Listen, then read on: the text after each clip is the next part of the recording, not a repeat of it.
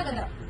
കഴിഞ്ഞ ആഴ്ചയിൽ 11ാം ക്ലാസ്സുകാർ നടത്തിയ കാഴ്ചവെപ്പും അതുപോലെ മരണാനന്തര വിശേഷങ്ങളും കോർത്തിണക്കിയ സ്കിറ്റും വളരെ നല്ലതായിരുന്നു. പ്രൈമോട്ടേജിന്റെ സന്ദർശനവും സ്നേഹോപദേശങ്ങളും നമുക്ക് വളരെയധികം ഊർജം നൽകി.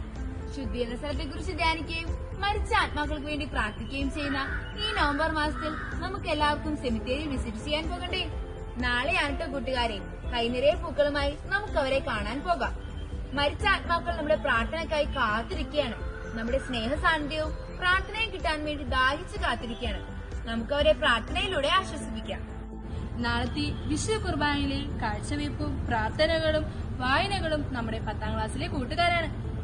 നാളത്തെ ക്രിസ്തുരാജ റാലി വളരെ മനോഹരമാക്കണം. എല്ലാരും വരണം കൂട്ടുകാരെ. നമ്മുടെ രാജാതിരാജാവായ ക്രിസ്തുരാജനെ ഉച്ചത്തിൽ പ്രഘോഷിക്കണം.